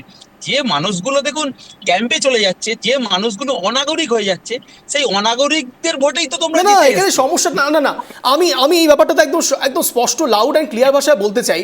যদি কোনো ব্যক্তি ভারতবাসী না হয়ে থাকে, যদি কোনো ব্যক্তি অন্য কোনো দেশ থেকে ভারতে এসে থাকে, তাহলে তাদেরকে তাদের দেশে ফিরিয়ে দেওয়ার মধ্যে কোনো অবৈধতা নেই, কোনো অবৈধতা নেই। তাদেরকে ফিরিয়ে দিতেই হবে। তার কারণ ভারত কোনো ধর্মশালা নয়, ভারত কোনো ধর্মশালা নয়। দিনের পর দিন বাইরে থেকে কোনো কেউ এসে ভারতে প্রবেশ করবে এবং তারা এখানে বসে খাবে, পড়বে এবং তারা ভোটার লিস্টের মধ্যে নিজেদেরকে নাম নথিভুক্ত করে নেবেন এবং তাদের জীবনযাপন করবেন। আর এখানকার যারা ভারতবাসী রয়েছেন তারা দিনের পর দিন মরবেন। এটা কোনো সময় হতে পারে না। ভারত ধর্মশালা নয়। আমি এখানে জয়দেববাবুর কাছে যাব, আমি জয়দেববাবুর কাছে যাব। জয়দেববাবু, ভারত তো ধর্মশালা নয়। জয়দেববাবু, সঠিক কথা বলছি। 100 বার আপনি যেটা বলেছেন ভারত ধর্মশালা নয়, আমি আপনাকে পূর্ণ সমর্থন করি। ভারতে বাইরে থেকে যদি কেউ আসো, তাকে সেই দেশে ফিরে যেতে হবে, ভারত ধর্মশালা নয়। কিন্তু অঞ্জন বাবু, ভারতবর্ষের সংবিধান বলে ভারত ধর্মনিরপেক্ষ রাষ্ট্র। যদি আইন হয় যে বিদেশি কেউ বাইরে থেকে এসেছো, দেশের বাইরের তুমি, অতএব তুমি তোমার দেশে ফিরে যাও, সেক্ষেত্রে হিন্দু, মুসলমান, জৈন, খ্রিস্টান, বুদ্ধ কেন? তুমি হিন্দু, বাংলাদেশ থেকে এসছো, গো ব্যাক টু বাংলাদেশ। তুমি হিন্দু, পাকিস্তান থেকে এসছো, গো ব্যাক টু পাকিস্তান। তুমি নেপাল থেকে এসছো, আফগানিস্তান থেকে এসছো, শ্রীলঙ্কা থেকে এসছো, তুমি Hindu, but you go back to your land, because India not a dharamshala. কিন্তু তুমি হিন্দু হলে এসো, জৈন, খ্রিস্টান, বুদ্ধ হলে এসো, মুসলিম হলে আসতে পারবে না। কেন? এই দেশের স্বাধীনতায় মুসলিমরা প্রাণ দেয়নি? এই দেশের স্বাধীনতার জন্য মুসলিমরা ফাঁসি যায়নি? এই দেশের স্বাধীনতার জন্য মুসলিমদের অবদান নেই? এই দেশের আজও সীমান্তে মুসলিম সৈন্যবাহিনী যারা সদস্য, তারা সেনা বুক চিতিয়ে দাঁড়িয়ে পাকিস্তানের গুলি, চীনের গুলি খাচ্ছে না? তারা চীন পাকিস্তানকে জবাব দিচ্ছে না? ভারতবর্ষের সীমান্ত রক্ষায় মুসলিম বিএসএফ এ নেই, সৈন্যবাহিনীতে নেই? তাহলে সেনাবাহিনীতে মুসলিম আছে, বিএসএফ এ মুসলিম আছে, মুসলিম দেশের অগ্রগতিতে সর্বত্র রয়েছে, দেশের উন্নয়নে সর্বত্র রয়েছে এবং দেশের স্বাধীনতায় তাদের অবদান রয়েছে। কিন্তু আজকের সরকার বলছে মুসলিম হলে এসো না, হিন্দু বাকি হলে খ্রিস্টান, বৌদ্ধ, জৈন তোমরা এসো। কেন? এইটা কেন? ধর্মশালা নয় যখন, হিন্দুও আসবে না, মুসলিমও আসবে না, খ্রিস্ট, জৈন, বুদ্ধ কেউ আসবে না। আপনাকে একটু বিরত করছি। এই মুহূর্তে আমাদের সঙ্গে জুড়ে গেছে গেছেন মাননীয় সুকান্ত ঘোষ, রাজনৈতিক বিশ্লেষক। সুকান্ত বাবু, আপনাকে স্বাগত ট্রাইব টিভি বাংলা শব্দের কাটাকাটি অনুষ্ঠানে। আমি আপনার কাছে আসবো, কিন্তু জয়দেব বাবু আপনি যে কথাটা বললেন আমি সব, হ্যাঁ আমি আসছি আলী বাবু, আপনার কাছেই আসবো, কিন্তু আমার প্রশ্নটা শুধু একটি জায়গাতে। আপনি ঠিক বলছেন যে আমি যখন বললাম যে ভারত কোনো ধর্মশালা না, তখন আপনি বললেন যে কেন ইসলাম ধর্মাবলম্বী মানুষদেরকে শুধুমাত্র আটকানো হচ্ছে, কোনো হিন্দু কেন আটকানো হচ্ছে না। আমার প্রশ্ন শুধুমাত্র একটি জায়গাতেই, তা হলো এই একই কথা আপনি কোনো ইসলাম কান্ট্রিতে গিয়ে বলতে পারবেন? এই সেম জিনিস আপনি কোনো ইসলাম কান্ট্রি থেকে বলতে পারবেন যে হিন্দুরা এখানে অযাচিতভাবে এসে ঢুকে যাবে এবং তাদেরকে থাকতে দিতে হবে? এই কথাটা আপনি বলতে পারবেন? আপনি ইন্দোনেশিয়ায় বলতে পারবেন, আপনি ইরানে বলতে পারবেন। তাহলে ভারতের ক্ষেত্রে সবসময় এতটা স্বাধীনচেতা মনোভাব কেন? ভারত সারা জীবন শুধুমাত্র সবাইকে দান ধ্যান করবে, পরবর্তীকালে তারাই সমস্যার সম্মুখীন হবেন। 143 কোটির একটি জনসংখ্যার একটি দেশ, সেই দেশে এমপ্লয়মেন্টের সমস্যা রয়েছে, সেই দেশে প্ল্যাটফর্মের নিচে দাঁড়িয়ে এখনো সাধারণ মানুষ খাওয়ার পাওয়া ঠিকভাবে বাসস্থান করতে পারেন না। সেই সব মানুষের মধ্যে যদি আরও দোসর হয়ে অন্য কোনো দেশ থেকে চলে আসে, আমি মানছি আপনি যেটা বলছেন যে হিন্দুদের ক্ষেত্রে কেন আটকানো হচ্ছে না। আপনি বাংলাদেশের অবস্থা একবার গিয়ে দেখুন, সেখানে কি হচ্ছে? বেছে বেছে হিন্দুদেরকে হত্যা করা হচ্ছে। এই তো কিছুদিন আগেও দেখলাম হিন্দুদেরকে বেছে বেছে হিন্দুদের ঘরে ঢুকে তাদেরকে যেভাবে পৈশাচিক অত্যাচার করা হচ্ছে, তারপরেও আপনি বলবেন যে হিন্দুদেরকে কেন জায়গা দেওয়া হচ্ছে? ভারতের সেইভাবে যদি আমরা ইতিহাস দেখি, তাহলে সেই ক্ষেত্রে হিন্দুদের অবস্থান, মুসলমানের অবস্থান, বৌদ্ধদের অবস্থান আলাদা করে বিষয়টা নয়। মূল প্রসঙ্গ হচ্ছে এই মুহূর্তে দাঁড়িয়ে সাধারণ ভারতবাসী কোথায় যাবে, এবং তার সঙ্গে সঙ্গে হিন্দুরা যদি কোনো জায়গায় আক্রান্ত হচ্ছেন, তাহলে ভারতকেই তো সব থেকে বেশি সেফ জোন মনে করবেন। এটা তো স্বাভাবিক ব্যাপার। এখানে সমস্যা কোথায়? আমি আলিয়াবু আসছি আপনার কাছে, আমি একটু জয়দেববাবু থেকে উত্তরটা নিয়ে আপনার কাছে আসবো। জয়দেববাবু বলুন। আপনি তাহলে সংবিধানটাকে বদলে দিন। সংবিধান বদলানোর বিষয় এখানে নয়, সংবিধান বদলানোর বিষয় এখানে নয়। ধর্মনিরপেক্ষ দেশ, ধর্মনিরপেক্ষ দেশ একেবারে ঠিক, আমরা মানছি। আমরা এখানে বলিনি যে ইসলাম ধর্মাবলম্বী মানুষদেরকে বের করে দিতে হবে, একবারও বলিনি। কিন্তু এটাও আপনাকে মানতে হবে যে হিন্দুরা ক্রমাগত আক্রান্ত হচ্ছেন। এটা আপনারা বলুন, আপনারা কি, আচ্ছা আপনি এটা বলুন তো, হিন্দুরা আক্রান্ত হচ্ছে কি হচ্ছে না? জয়দেব বাবু, হিন্দুরা আক্রান্ত হচ্ছে কি হচ্ছে না? জয়দেব বাবু, হিন্দুরা আক্রান্ত হচ্ছে কি হচ্ছে না বাংলাদেশে? বাংলাদেশে আক্রান্ত হচ্ছে, আক্রান্ত হচ্ছে ভারত, হিন্দুরা বাংলাদেশে আক্রান্ত হচ্ছেন, হ্যাঁ কি না? বাংলাদেশে আক্রান্ত হচ্ছেন, মুসলিমরাও আক্রান্ত, বাংলাদেশে হিন্দুরা আক্রান্ত হচ্ছেন, হ্যাঁ কি না? সেটা আপনি বলুন। না না না না না, বাংলাদেশে সবচাইতে বেশি, না না না, আমি যেতাম না। আজকের এই প্রসেসটা আপনি সরাসরি সমস্ত দেশের ক্ষেত্রে নিরাপত্তার প্রশ্ন। এটা শুধুমাত্র বাংলা কিংবা আসামের সম্পর্ক নয়, এটা সমস্ত ভারতের নিরাপত্তার বিষয়। সেটা বুঝুন। মুসলিমরা কি অত্যাচারিত হচ্ছে না? আমি জানি না আপনি কি বেসিসে কথাটা বলছেন। আমি আপনাকে শুধুমাত্র একটা বিষয় বলার চেষ্টা করছি, বাংলাদেশে আপনি আমাকে উত্তরটা আগে দিন প্লিজ। বাংলাদেশের ক্ষেত্রে আমি বাংলাদেশ, আমি কেন বলছি, না না এক সেকেন্ড জয়দেব বাবু প্লিজ এক সেকেন্ড। আমি বলছি আপনি উত্তরপ্রদেশ বলতে পারেন, আপনি মধ্যপ্রদেশ বলতে পারেন, আপনি ওড়িশা বলতে পারেন, আমি সেই বিষয়ে যাচ্ছি না, আমি সেটা বলছিও না যে সেখানে কিছু হচ্ছে না। কিন্তু আমার প্রশ্ন শুধুমাত্র একটি জায়গাতে, তা হলো বাকি দেশে হিন্দুরা, প্লিজ আমি এখানে উত্তর দেওয়ার জন্য শুধুমাত্র বসে নেই জয়দেব বাবু, আমার প্রশ্নের উত্তরটা প্লিজ আপনি দিন। আমার প্রশ্নটা একটি জায়গাতেই রয়েছে, তা হলো বাংলাদেশের ক্ষেত্রে হিন্দুরা আক্রান্ত হচ্ছে বেছে বেছে, হ্যাঁ কি না? হচ্ছে তো। তাহলে সেক্ষেত্রে হিন্দুদেরকে যদি আমরা এখানে আনছি, আমি বলছি হিন্দু কেন, আমি ইসলাম ধর্মাবলম্বীদের জন্য দাঁড়িয়ে রয়েছি। আমার প্রশ্ন সেখানে নয়, আমার প্রশ্ন শুধুমাত্র একটি জায়গাতে, যে ভারত না সিএ এনআরসির ক্ষেত্রে, সিএ মানে কি, সিএ মানে কি আপনি বলুন, সিএ মানে কি আপনি বলুন, সিএ মানে আমি বলি শুনুন, ভারতবর্ষ কি হিন্দুদের পৈতৃক সম্পত্তি? ভারতবর্ষ কি হিন্দুদের পৈতৃক সম্পত্তি? 1947 সালে দেশ ভাগ হলো ধর্মের ভিত্তিতে। জয়দেব বাবু শুনুন, ভারতবর্ষে কি শুধু হিন্দুরা থাকবে? 1947 সালে দেশ ভাগ হয়েছে ধর্মের ভিত্তিতে। 26শে জানুয়ারি যখন সংবিধান রচনা করা হয়, তখন ভারতবর্ষে ধর্ম নিরপেক্ষ ছিল না সংবিধানের প্রস্তাবনায়। আলীবাবু, আপনি একজন আমি তো একটা বিষয় বুঝতে পারছি না, ভারত হিন্দু রাষ্ট্র, এটা বলতে সমস্যা কোথায়? হ্যাঁ হিন্দু রাষ্ট্র, কি সমস্যা রয়েছে? কি সমস্যা রয়েছে? ধর্মনিরপেক্ষ হিন্দু রাষ্ট্র, ধর্মনিরপেক্ষ হিন্দু রাষ্ট্র বলতে সমস্যা কোথায়? কি সমস্যা রয়েছে? হিন্দু রাষ্ট্রে বাকিরা থাকতে পারে না, এটাও তো আমরা বলছি না। আমি বলছি অঞ্জন বাবু শুনুন, হ্যাঁ প্লিজ, আরিও বলুন। 1947 সালে 1947 সালে দেশভাগ হয়েছে, আর দেশভাগ হওয়ার পর সবাই জানে 1950 সালে 1950 সালে সংবিধান রচনা হলো। আর আপনি সংবিধান বলুন রচনাতে পরিষ্কার করে বলা ভারতবর্ষ হয়েছে কোন হিন্দুদের, ধর্মনিরপেক্ষ দেশ ভারত ভারতবর্ষ ছিল না। হিন্দু রাষ্ট্র। তাহলে আপনি ভারতবর্ষ বলুন ছিল ভারতবর্ষ হিন্দু সার্বভৌম রাষ্ট্র, গণতান্ত্রিক ভারতবর্ষের প্রজাতান্ত্রিক পৈতৃক রাষ্ট্র। সম্পত্তি হিন্দুদের, ভারতবর্ষ ধর্মনিরপেক্ষ ভারতবর্ষ ছিল না, হিন্দুদের ভারতবর্ষ পৈতৃক ছিল, সম্পত্তি। আমরা আপনি দেখেছি বলুন আরে এরকম হিন্দুদের করলে দেশ কিছু পৈতৃক শোনা যাবে সম্পত্তি না। ভারতবর্ষ। হিন্দুস্তান পাকিস্তান হয়েছে এক এক এবং করে না, 42তম আলী বাবু, সংবিধান আপনি তো সংশোধন মুসলিম করে আমাদের ধর্মাবলম্বী, দেশে আপনি বলুন ধর্মনিরপেক্ষ না, শব্দটা ঢোকানো আপনি তো হয়েছে আলী বাবু কেন পাশ 1971 সালে। কাটিয়ে যাচ্ছেন? তাহলে সেই আলী জায়গায় বাবু কেন আজকে পাশ কাটিয়ে যাচ্ছেন? জয়দেব বাবুরা আলী বলছে বাবু এটা সম্ভব কেন নয়। পাশ কাটিয়ে সেই জন্য যাচ্ছেন? আলী বাবু কেন বাংলাদেশে পাশ যে সমস্ত কাটাচ্ছেন? হিন্দুরা আলী বাবু অত্যাচারিত বলুন না, হয়ে ভারতবর্ষ ভারতবর্ষে আশ্রয় নিয়েছে তারা হিন্দুদের অবশ্যই পৈতৃক উদ্বাস্তু। সম্পত্তি, তারা অনুপ্রবেশকারী নয়, ভারতবর্ষ তারা উদ্বাস্তু। হিন্দুদের পৈতৃক তারা সম্পত্তি, ভারতবর্ষে থাকতে পারবে, ভারতবর্ষ হিন্দুদের তারপরে পৈতৃক ভুলভাল বললে সম্পত্তি। হবে না। আলীবাবু আপনি হিন্দু ধর্মাবলম্বী নয়, আপনি মুসলিম সম্প্রদায়ের মানুষ। আপনাকে আমি সবিনয় জোড়হাতে জিজ্ঞেস করছি, আপনি বলুন ভারতবর্ষ হিন্দুদের পৈতৃক সম্পত্তি, ভারতে শুধু হিন্দুরা থাকবে এবং ভারতে হিন্দু রাষ্ট্র হয়ে গেছে। অঞ্জন বাবু যেটা বলছেন সেই কথাগুলো আপনি একবার হাতে না, হ্যাঁ মিলিয়ে দিন। আমি একবারও বলছি না যে হিন্দু রাষ্ট্র হয়ে গেছে, আমি বলছি ভারতবর্ষকে হিন্দু রাষ্ট্র বলতে সমস্যা কোথায়? দেখুন, ভারতবর্ষে বলুন এখানে বসবাসকারী ভারতবর্ষ যারা হিন্দু রাষ্ট্র, ভারতীয় ভারতবর্ষ হিন্দু শুনুন না, রাষ্ট্র। তা উত্তরটা দিতে দিন জয়দেব বাবু, প্লিজ আপনি উত্তরটা বলুন দিতে না। দিন। জয়দেব বাবু উত্তরটা দিতে দিন। না শুনুন না না, দাদা, বাইপাস কেন করলে বলছেন? কি করে হবে? প্রশ্ন হিন্দু দাদা, মুসলিম আমি বলছি না, শুনুন সিএ না। এনআরসির কেন? গোড়ায় প্লিজ রয়েছে উত্তরটা দিতে হিন্দু দিন মুসলিম। জয়দেব বাবু। জয়দেব বাবু আরে উত্তরটা শুনুন দিচ্ছেন না, না। কেন এরকম বলছেন? উত্তরটা দিতে আপনি দিন। ভালো করে শুনুন। আলিয়াও বলুন, এ ব্যাপারে আলিয়াও আমার বলুন। পড়াশোনা আছে জয়দেব বাবু। বলুন। দেখুন, বলুন। ভারতবর্ষ হলো পৃথিবীর সর্বশ্রেষ্ঠ গণতান্ত্রিক দেশ ওসব শোনা 1971 আছে সালের কাহানি। পর থেকে।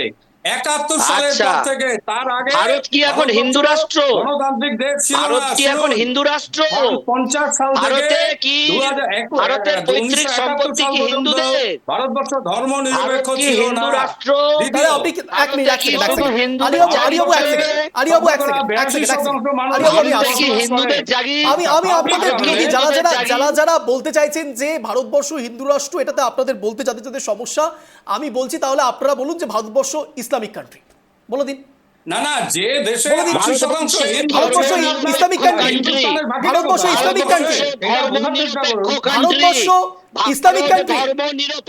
ধর্মনিরপেক্ষ কান্ট্রির সঙ্গে ধর্মনিরপেক্ষ কান্ট্রির সঙ্গে দিনের পর দিন হিন্দুরা নির্যাতিত হবে, এটা আপনারা বলবেন? সব মুর্শিদাবাদ কোথায় কে ইস্যু কি নির্যাতিত হয়েছে? মুর্শিদাবাদে কি হয়েছিল? সেটা কি প্রশাসন তাকে মহেশতলায় কি প্রশ্রয় হয়েছে? দিয়েছে? মহেশতলায় কি প্রশাসন হয়েছে? কি প্রশ্রয় দিয়েছে? আপনি প্রশাসন আপনি এটা বলতে পারবেন যে প্রশাসন মুসলমান দিয়েছে। মুসলমান ধর্মের মানুষদের জন্য যেভাবে কাজ করা হচ্ছে সত্যি সত্যি তারা সেই সমস্ত সবকিছু পাচ্ছে? সেটাও কি পাচ্ছে তারা? মুসলিম মানুষরা না পেলে তারা ভোট দিয়ে তাদেরকে হারিয়ে এটাই আমি বলতে চাইছি, ভোট ব্যাংক। তাহলে ইসলাম ধর্মাবলম্বী মুসলিম মানুষদেরকে তাদেরকে ভোট দিয়ে ক্রমাগত হারিয়ে তৃণমূল কংগ্রেস ভোটের নিরিখে ব্যবহার করার চেষ্টা করছে। আমি এখানে সরাসরি সুকান্ত বাবুর কাছেই সেটা যাব। আপনি সুকান্ত বাবু বুঝিয়ে দিন। আমি বুঝতে পেরেছি। সেটা সুকান্ত বাবু, আলীবাবু তো মুসলিম সুকান্ত বাবু আপনার সম্প্রদায়ের বিজেপি করে বুঝিয়ে দিন। আপনার উত্তরটা নেব। কিন্তু আমি দেশটা সরাসরি ধর্মনিরপেক্ষ। এনআরসির ক্ষেত্রে আজ প্রশ্ন করেছিলাম যে হিন্দুদের এনআরসিতে সম্পত্তি সমস্যা নয়। কি? সুকান্ত বাবু ভারতবর্ষ আপনার হিন্দুদের বাপের নয়। আমি আসছি সুকান্ত বাবু। ভারতের নাগরিকত্ব সংশোধনী যেটা বিল, সেটা পাশ হয় 2019 সালে। 1955 সালের যে মূলত প্রথম জনগণনা যেটা যেটা 1955 সালের নাগরিকত্ব আইন, সেটাকে পরিবর্তন করে সংশোধন করে 2019-এ আসে। এবার প্রশ্ন দেখো, এখানে কেন মুসলিমদের রাখা হয়নি? এখানে যারা নিপীড়িত বৌদ্ধ, হিন্দু, পার্সি, খ্রিস্টান, তাদেরকে, অভিবাসীদের নাগরিকত্ব প্রদানের চেষ্টা করা হয়েছে। এখানে কেন করা হয়নি তাদেরকে? কারণ এই তিনটি রাষ্ট্র, আফগানিস্তান, বাংলাদেশ এবং পাকিস্তান, এখানে কিন্তু মুসলিমরা সংখ্যালঘু নয়। তোমাকে বুঝতে হবে, আমি দুটো কোড আনকোড কথা বলছি। একটা নিপীড়িত সংখ্যালঘু বলা হচ্ছে, এবং এখানে মুসলিমরা এই তিনটি দেশে সংখ্যালঘু নয়। এই কারণে মূলত উত্তর পূর্ব ভারত এবং আসামে সমস্যাটা কেন হয়েছিল, তারা ভেবেছিল যদি এনআরসির মাধ্যমে, সি এর মাধ্যমে এরা নাগরিকত্ব পেয়ে যায়, তাহলে বাঙালি অধ্যুষিত হয়ে যাবে, অহমিয়া যারা আছে তাদের সমস্যা হবে। কারণ তারা একদম ইনহেবিটেন্ট, অনেক পুরনো দিনের, মানে পুরনো বলতে গেলে আদিবাসী ওখানকার। তো এই সমস্যাটা কিন্তু এই কারণে হয়েছে অঞ্জন। এটা কিন্তু সমস্যা এই জায়গায় নয় যে এই নাগরিকত্ব সংশোধনীর মাধ্যমে তুমি ধর্মনিরপেক্ষ রাষ্ট্র মানে কি জাতি ধর্ম বর্ণ নির্বিশেষে সকলেই থাকতে পারবে। এটা তো Right. Islamic Republic of Pakistan নয়, ইসলামিক রিপাবলিক অফ পাকিস্তান নয়। আমি আবারও বলছি যে হিন্দু রাষ্ট্রের কথা না, এখানে নিপীড়িত যারা সংখ্যালঘু তাদেরকে জায়গা করে দেবার জন্য 2014 31শে ডিসেম্বরের আগে যারা এসছে তাদেরকে 5 বছর থাকতে হবে। প্রথমে নিয়ম ছিল 1955 সালের, যদি তুমি নাগরিকত্ব আইনটা দেখো দেখবে 11 বছর থাকতে হতো। তাহলে এই জায়গায় দাঁড়িয়ে তোমরা যে ছবিগুলো দেখাচ্ছ এইটা ভয়ানক, যে এত ইনি হচ্ছে পশ্চিমবঙ্গের নাগরিক, দিনহাটার, হঠাৎ করে এনআরসি জন্য কামরূপ এসপি অফিস বা আমি যদি ভুল না করি সেখান থেকে ডাকা হয়েছে। আমার প্রশ্ন হচ্ছে এখতিয়ারটা কতটুকু সেটাও জানা প্রয়োজন। মমতা বন্দ্যোপাধ্যায় যেটা বলেছেন যে যদি তারা সেই ডকুমেন্টসে ইয়ে না পান, মানে কোনোভাবে বুঝতে না পারেন যে উনি নাগরিক কিনা, তাহলে তো ওনাকে নিজেকে বানাতে হবে। কারণ 1967 বা 66 সালের ওনার বাবা মার হয়তো জন্মের শংসাপত্র দেওয়ার চেষ্টা করা হয়েছিল, তাও তারা মানেনি। তাদের একজন প্রতিবেশী বা একজন বলেছে, একটা টিভি চ্যানেলে আমি দেখেছি। তাহলে আর কি ডকুমেন্টস অঞ্জন প্রয়োজন? কিন্তু আমি আবারও বলছি নাগরিকত্ব সংশোধনী আইন প্রয়োজন কাদের জন্য? যারা নিপীড়িত সংখ্যালঘু বাংলাদেশ, পাকিস্তানে, আফগানিস্তানে ছিল তাদেরকে, এবং এটা বিজেপির ইস্তেহারেও ছিল এবং সেটা করেছে, সেখানে ভুল নেই। ভুলটা হচ্ছে এনআরসি আর সিএ জুজু মানুষকে ধরিয়ে দিয়ে ভুল করছে। যেমন বিহারের নির্বাচন সামনে, সেটা একটা করা হচ্ছে যেটা সম্ভব না। কেন বলছি, তুমি এত 8 কোটির ওপরে নাগরিককে প্রত্যেকের বাড়ি গিয়ে বুথ লেভেল অফিসার ফর্মটা দেবে, তারপর তাকে এতগুলো ডকুমেন্টস এর মধ্যে একটা ডকুমেন্টস, এটাও কথা, একটা ডকুমেন্টস দিলেই হবে। কিন্তু ধরো যারা 2002 এর পরে যাদের নামগুলো উঠছে ভোটার তালিকায়, তাদের কিন্তু জন্মের ভোটার কার্ড যদি শুধু তাকে, তাও হবে না। কিন্তু তারা বলছে যে অন্য কোনো প্রমাণ তাদের দেখাতে হবে, যে গভর্নমেন্ট থেকে কোনো জমি টমি দিয়েছে কিনা বা কোনো স্থাবর অস্থাবর সম্পত্তি সেটা গভর্নমেন্টের কিছু আছে কিনা, সেগুলো অনেক কিছু রয়েছে, আমি সেই মধ্যে যাচ্ছি না। তুমি যেটা বলছো এটা কিন্তু একটা জুজু ভয়। কারণ তোমার মাথায় রাখতে হবে যে সংখ্যালঘু ভোট একটা গুরুত্বপূর্ণ ভোট। বিজেপির সবচেয়ে বড় সমস্যা জুজুটা কে বিহারে। দেখাচ্ছে সুকান্তবাবু? আমার তো প্রশ্নটা ঠিক এই জায়গাতে, জুজুটা কে দেখাচ্ছে? সত্যিই বিজেপি দেখাচ্ছে নাকি বিরোধী শিবির ইচ্ছে করে অন্যভাবে ম্যানিপুলেট করে এই জুজুটা দেখানোর চেষ্টা করছে? না দেখো, আমি রতনদা বলুক তারপরে আমি বলছি। হ্যাঁ বলি, যে এটা হচ্ছে অঞ্জনদা একটা গট আপ গেম এখানে। কারণ আপনি জানেন যে 2021 সালে যে নির্বাচনটা হয়েছিল, সেই নির্বাচনের আগে কিন্তু এনআরসি এসেছিল। এনআরসি জুজু দেখিয়ে হিন্দু মুসলিম থেকে বেশি অবাক হয়েছে রতনবাবু এই এনআরসি বিষয়টা তো স্বয়ং মমতা বন্দ্যোপাধ্যায় একসময় নিজে বলেছিলেন। হ্যাঁ বলি ওইটা যেটা আপনি প্রশ্ন করলেন, এখানে তাহলে হিন্দু ফেসে গেল কেন? হিন্দু ফাঁসলো কে? হিন্দু ফাঁসলো একদম পিছিয়ে পড়া যারা আপনার রাজবংশী সম্প্রদায়ের মানুষ, তারা। এবং কারা ফাঁসবে অঞ্জনদা? যারা আদিবাসী, যারা তারা ফাঁসবে। যারা রাজবংশী তারা। মুসলমান কিন্তু ফাঁসবে না অঞ্জনদা। আপনার চ্যানেল থেকে বলে যায়, এরা যেটা মনে করছে যে মুসলিমদেরকে এনআরসি করে এই দেশ থেকে বাংলাদেশে পাঠাবে, কারণ মুসলমানরা জানে যে বিজেপি কিন্তু একদিন না একদিন হলেও মুসলিম বিদ্বেষী, এরা কিন্তু সব জায়গাতে এর চাপ সৃষ্টি করেছে। তাই তারা কাগজপত্র সব তাদের রেডি করে তারা তুলে রেখে দিয়েছে। কিন্তু ফাঁসবে কারা? এই নিরীহ যারা হিন্দু পিছিয়ে পড়া এসসি এসটি ওবিসি, যাদের 2000 সালে অন্তত এত বড় একটা বন্যা হয়ে গেল, সেই বন্যায় হাজার হাজার কাগজপত্র সব ধুয়ে সাফ হয়ে গেল। আজকে তারা বলছে, তার আলীবাবু এখান থেকে বসে বলছে আমি দায়িত্ব নেব, আপনাদের কোনো ভয় নাই। হিন্দু বিশেষ করে বিজেপি যে আদিবাসী পিছিয়ে পড়া আমি খুব ভুল না হই, আমি যদি ধর্মনিরপেক্ষ বিষয়টি বারবার যখন উঠে আসছে, আমি যদি খুব ভুল না হই, আপনারা প্লিজ আমাকে কারেকশন করে দেবেন, আমাকে একটু কারেকশন করে দেবেন। তারা তাদেরকে বিজেপি বলছে না তারা ভারতবর্ষের মুসলিম, তারা ভারতীয় নাগরিক নয়, এটা বলছে না। ভারতীয় মুসলিমরা সম্মানীয় ভারতবর্ষের নাগরিক, তারা ছিল, আছে, থাকবে। কিন্তু প্রতিবেশী দেশ পাকিস্তান, বাংলাদেশ এবং আফগানিস্তান থেকে আসা এটাই তো ওই দেশের point, মুসলিমরা এটাই তাদেরকে point। ভয় দেখানো। আমি আমি আমি না ভয় দেখানোর বিষয়টা এখানে আমি জানি না কেন এইভাবে ব্যাপারটাকে প্রেজেন্ট করা হয়। আমি এই ব্যাপারটা নিয়ে যখন পড়াশোনা করছি একটা বিষয় একেবারে আমার কাছে ক্লিয়ার, একটা বিষয় আমার কাছে ক্লিয়ার যে রাজনৈতিক নেতারা এটা নিয়ে রাজনীতি করছেন, এটার মধ্যে কোনো দ্বিধা নেই। তার কারণ হচ্ছে যে কথাটি সুকান্তবাবু আলোকপাত করার চেষ্টা করলেন যে যে কান্ট্রিগুলোর ক্ষেত্রে এই হিন্দু বৌদ্ধ এই প্রত্যেকটি ক্ষেত্রে যাদেরকে নিয়ে আসা হচ্ছে তারা প্রত্যেকটি জায়গাতে সংখ্যালঘু হিসাবে থাকেন, এটা বুঝতে হবে। বাকি যে কান্ট্রিগুলো রয়েছে সেখানে ইসলামিক কান্ট্রি অনুসারে তাদের সেখানে যথেষ্ট সংখ্যা গুরুত্ব রয়েছে, তাই জন্য তাদেরকে আলাদা করে নেওয়া হচ্ছে না ভারতবর্ষে। আমি যদি ভুল না হয় আপনারা ঠিক করে দেবেন, 1976 সালে 42তম সাংবিধানিক সংশোধনীয় সময় ভারতীয় সংবিধানের প্রস্তাবনায় ধর্মনিরপেক্ষ শব্দটি প্রথম ইনক্লুড হয়। তারপরে এটাকে ধর্মনিরপেক্ষ দেশ বলে শুধুমাত্র রাজনীতি করার যে চেষ্টা সেটা কিছু দল রাজনৈতিক নেতারা করার চেষ্টা করছেন, কিন্তু সাধারণ মানুষকে জুজুটা সত্যি কেন্দ্র সরকার দেখাচ্ছে নাকি এখনকার বিরোধী শিবির দেখাচ্ছে, আমার এটাই সব থেকে বড় প্রশ্ন। যাদববাবু হাত তুলছেন, আমি অবশ্যই আপনার কাছে যাবো, আমি দেবব্রতবাবুর কাছেও আসবো। যাদববাবু বলুন। শ্রীলঙ্কা 90% বুদ্ধিস্ট থাকে, তাহলে বুদ্ধিস্ট রাখা হলো কেন? উত্তরটা দিয়ে দিন।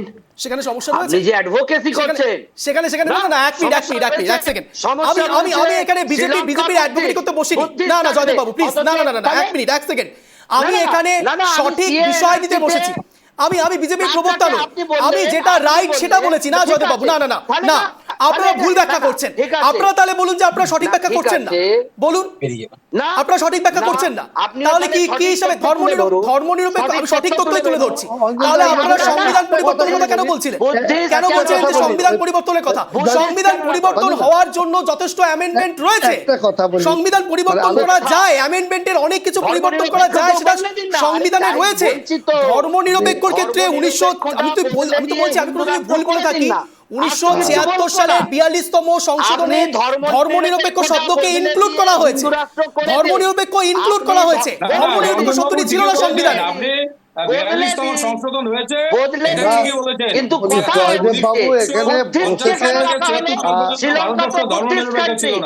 তাহলে বুদ্ধিস্ট থাকবে, অথচ বাংলাদেশ থেকে বা পাকিস্তান থেকে মুসলিম আসলে কেন আপত্তি? তাহলে আপনি মেনে নিন যে পাকিস্তানে গিয়ে আবার হিন্দুরা বসবাস করতে পারবে। আপনি বলে দিন পাকিস্তানে গিয়ে হিন্দুরা বসবাস করতে পারবে, বলে দিন, বলতে পারবেন পাকিস্তানে গিয়ে হিন্দুরা বসবাস করতে পারবেন? আপনি বলতে পারবেন? না এক মিনিট, আমার কথা অনুসারে না আমি সেটা বলতে চাইছি না। আমার মূল বিষয়টি একটি জায়গাতেই, তা হলো পাকিস্তানে কোনো হিন্দু গিয়ে বসবাস করতে পারে না, তাহলে হিন্দুদের ক্ষেত্রে এক সেকেন্ড, তাহলে ভারতে তাহলে আলাদা করে ইসলাম ধর্মাবলম্বী মানুষরা যারা সেখানে অলরেডি থাকতে পারেন তারা কি করে এখানে এসে শুধুমাত্র ধর্মনিরপেক্ষতার বিষয় দিয়ে তারা সেখানে থাকতে পারবেন? আপনি বুঝিয়ে দিন। আপনি আমাকে বলুন, পাকিস্তানের মতন জঘন্য দেশ করাতে চাইছেন ভারতবর্ষকে? এক সেকেন্ড, আমি সেটা একবারও বলিনি। না আপনি ভুল ইন্টারপ্রেট করছেন, আপনি ভুল ইন্টারপ্রেট করছেন। আমি বলতে চাইছি ভারতে অলরেডি 143 কোটি জনসংখ্যা, এই জনসংখ্যার মাঝে কোনোভাবেই আরো বাড়তি মানুষ থাকলে আমাদের সাধারণ মানুষের সমস্যা হবে। শুধুমাত্র রাজনৈতিক নেতাদের ডিভিডেন্ডের জন্য এই বিষয়গুলোকে মেনে নিতে হবে, এটা হতে পারে না কখনো, এটা কখনো হতে পারে না। বুদ্ধিস্ট রয়েছে, শ্রীলঙ্কাতে রয়েছে, আমি মেনে নিচ্ছি। শ্রীলঙ্কাতে জনসংখ্যা কত?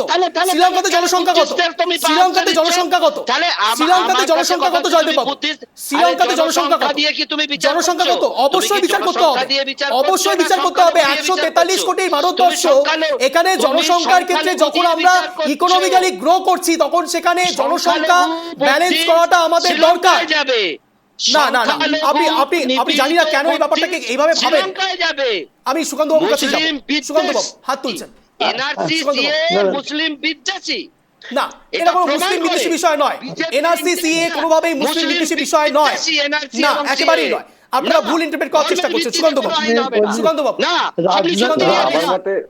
রাজনৈতিক বিশ্লেষণ এবং সঞ্চালক, আপনারা যদি একে অপরের আপনারা অনুষ্ঠানটা পরিচালনা করবেন, যারা বিশ্লেষক হন আপনাদের সাথে মোটামুটি একই থাকার কথা, আপনারা কেন আরে ডিবেট করছেন রতন বুঝতে বাবু, পারছি না। ডিবেটের জ্ঞানটা জন্য তো আপনি আপনার আমরা দলকে আছি। দিন। রতন বাবু, হ্যাঁ, জ্ঞানটা দলকে দাদা দিন, আমাকে আপনাকে জ্ঞান দিতে দিচ্ছি আসবেন না, আপনি তো সব জ্ঞানটা দলকে সব দিন, জানতে গান আপনি খাবেন, আপনি জ্ঞানটা দলকে দিন। আপনি সব জানতে গান ওই খাবেন জন্যই না। তো, ব্যক্তিগত কেউ কথা ওই বলবেন না। জন্যই তো কথার মাঝখানে কংগ্রেস আপনি কথা বলেন মহাশূন্য কেন বারবার? পরিণত আমি হয়েছে। দুজনকে ভালো করে রিকোয়েস্ট কথা বলেন করছি। কেন ওই আপনি? জন্যই আমি যেমন এখানে বিজেপি প্রবক্তা হয়ে বসে নেই, ঠিক একই রকম ভাবে এখানে আসা প্রত্যেক প্যানেলিস্ট আমার কাছে আপনি অত্যন্ত এসে সম্মান। অধ্যক্ষ পান করতে গিয়ে শূন্য হওয়া প্লিজ একটা আমি দল, দুজনকে থামাচ্ছি, প্লিজ। যার কোনো প্রাসঙ্গিকতা নেই বাংলায়, তাহলে তো অধ্যক্ষ হয় কি করে? আমি সুকান্ত বাবুর কাছে সবসময় যাবো। কথার মাঝখানে কথা বলবেন। আমি দেবব্রত বাবুকে বলার সুযোগ দিতে অধ্যক্ষ হয় পারছি কি না। করে? সুকান্ত বাবু প্লিজ বলুন, সুকান্ত বাবু বলুন। না, জিরো আমি আবার কংগ্রেসের রিপিট আবার করছি, অধ্যক্ষ।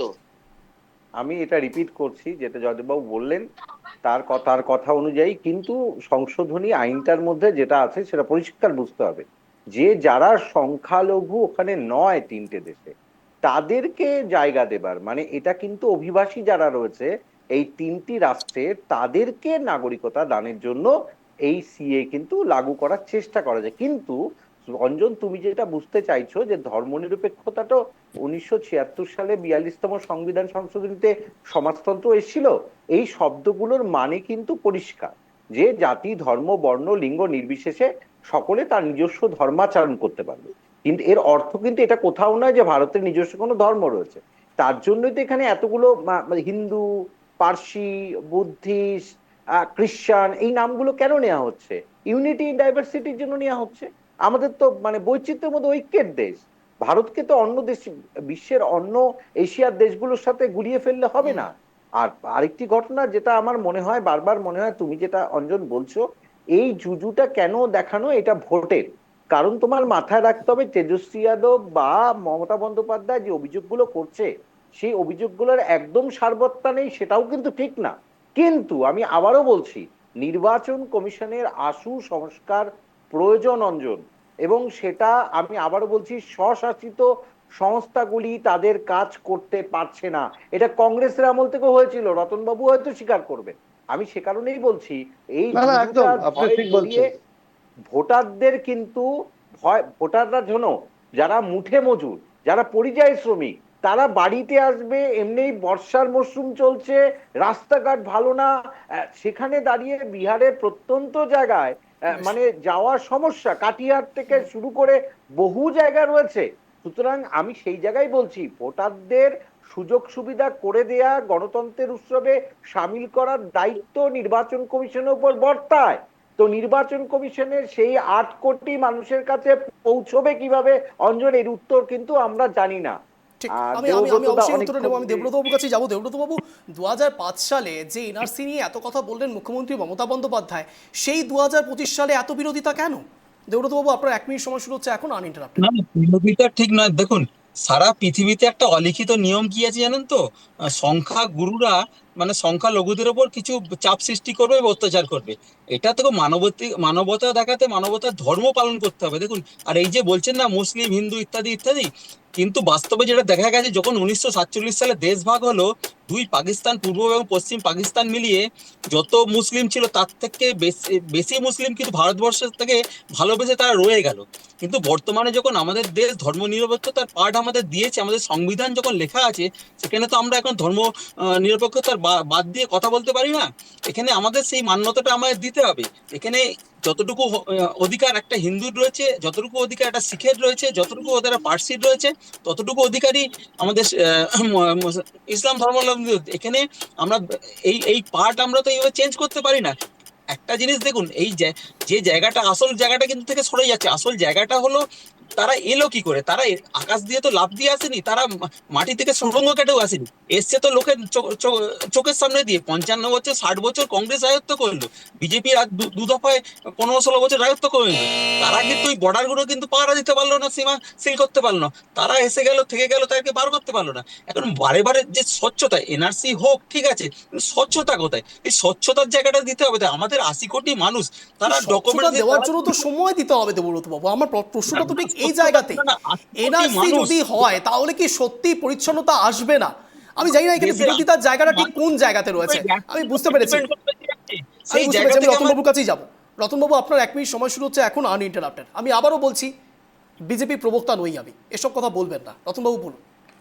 না না একদম আমরা জাতীয় কংগ্রেসের পক্ষ থেকে অঞ্জনদা বলতে চাই আপনাদের এই চ্যানেলের মাধ্যমে যে কারণ দেখুন এনআরসি বলুন সিএ বলুন বা যাই বিজেপি সরকার প্রয়োগ করার চেষ্টা করুক বাংলাতে এতে কিন্তু আখেরে ক্ষতি হবে কিন্তু পিছিয়ে পড়া সমাজের বা দলিত সমাজের মানুষের, কারণ তাদের এত কাগজপত্র, তাদের এত ফাইল, এত ডকুমেন্টস তাদের কাছে নেই। কারণ এসসি এসটি সমাজের যারা মানুষ আছে তারা কিন্তু এই ধরনের কাগজপত্র দেখাতে পারবে না। যেটা এরা করার চেষ্টা করেছিল যে মুসলিমদের হয়তো এতে ক্ষতি হবে, কিন্তু অঞ্জনদা মুসলিমদের কোনো ক্ষতি হবে না। কারণ মুসলিমরা জানে যে যেই সরকার ভারতবর্ষে যেই মসনদে চলেছে, যেটা একটা সাম্প্রদায়িক সরকার, যেটা একটা ধর্মীয় মেরুকরণ করার যে সরকার, সেই সরকার যে তাদের উপরে আক্রমণ করবে সেটা তারা জানে। তাই তাদের কাগজপত্র কিন্তু তারা সঠিক করে চাঙে তুলে রেখে দিয়েছে। তাই আর বাকি পড়ে থাকলো যারা পিছিয়ে পড়া হিন্দু সমাজের মানুষ, তাদের কিন্তু ভয়াবহ অবস্থা আসছে। এনআরসি বলুন সিএ বলুন, কারণ তার উদাহরণ হচ্ছে যে আপনার দিনহাটার যে ভদ্রলোক আপনার সে হচ্ছে এর শিকার হয়েছে উত্তম কুমার বাবু। এরকম আরো আমি এখানে সরাসরি জয়দেববাবুর কাছে যাবো। জয়দেববাবু, আপনার 1 মিনিট সময় শুরু হচ্ছে এখন, আনইন্টারাপ্টেড বলুন।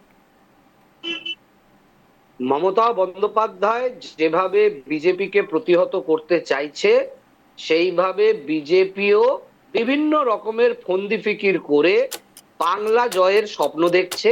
আজকেও দিলীপ ঘোষ হুঙ্কার দিয়েছেন 26-এ সাফ করে দেবেন। শ্রমিক ভট্টাচার্য গতকাল হুঙ্কার দিয়েছেন। তো এগুলো হচ্ছে সেই হুঙ্কারের এক একটা রণকৌশল। যেভাবেই হোক বাংলাকে জিততে হবে এবং বাংলার যারা ভোট দেয় মমতা বন্দ্যোপাধ্যায়কে দেখে দেখে সেই ভোটারদের ভোটার লিস্ট থেকে নাম বাদ দেওয়া থেকে শুরু করে, তাদের ডিটেনশন ক্যাম্পে ভরা থেকে শুরু করে, তাদের ভোটাধিকার প্রয়োগ করতে না দেওয়ার যে চক্রান্ত, সেই চক্রান্তেরই অঙ্গ হিসেবে এগুলো দেখা দিয়েছে। এবং এই ক্ষেত্রে আজকে বাংলার প্রতিটা মানুষকে বিজেপির এই চক্রান্তের বিরুদ্ধে রুখে দাঁড়াতে হবে বাংলার স্বার্থে এবং বাংলার সাম্প্রদায়িক সম্প্রীতির স্বার্থে এবং বাংলাকে অটুট রাখতে, যেন এখানেও সেই এক সাম্প্রদায়িক যে ভয়াবহ বিষ বাষ্প উত্তরপ্রদেশ মধ্যপ্রদেশে বইছে, সেইটা যেন বাংলায় না বয়। তার জন্য আজকের দিনে দাঁড়িয়ে এনআরসি সিএ সবার বিরুদ্ধে একজোট হয়ে মানুষকেই লড়াই করতে হবে। একটা কথা বলি জয়দেব দা, আপনি কিছু মনে করবেন না যদি আমি এরকম কথা বলি? আমি এখানে আলিবাবুর কাছে আসবো। আলিবাবু, জাতীয়তাবাদী কথা বললে পরে বিজেপির মুখপাত্র হয়ে যেতে হয়। আমি জানি না কেন এটা হয়। জাতীয়তাবাদী কথা বললে পরে বিজেপির মুখপাত্র থেকে শুরু করে বিজেপির প্রবক্তা পর্যন্ত হয়ে যেতে হয়। আমার প্রশ্ন শুধুমাত্র একটি জায়গাতে, তা হলো এনআরসি জুজু নাকি এনআরসি সমাধান? আপনার 1 মিনিট সময় শুরু হচ্ছে এখন। দেখুন, ভারতবর্ষে একমাত্র আসাম ছাড়া কোথাও কোনো রাজ্যে এনআরসি হবে না, এটা নিশ্চিত। ভারত সরকার এখনো পর্যন্ত সেই অবস্থান স্ট্যান্ড রেখেছে। দ্বিতীয় যেটা বিষয় সেটা হচ্ছে বাংলাদেশ, পাকিস্তান, আফগানিস্তান থেকে আসা সেই দেশের সংখ্যালঘু হিন্দু, বৌদ্ধ, শিখ, পার্সি, খ্রিস্টান সম্প্রদায়ের মানুষ যারা ভারতবর্ষের ধর্ম রক্ষার জন্য এসে বসবাস করছে, তাদেরকে ভারত সরকার নাগরিকত্ব দেবে সি এর মাধ্যমে। অলরেডি সেই প্রক্রিয়া আইনে পরিণত হয়ে এখন কার্যকরী হচ্ছে। ইতিমধ্যেই অনেককেই সি এর সার্টিফিকেট অলরেডি দেওয়া হয়েছে, আপনারা জানেন, সকলে আমরা জানি।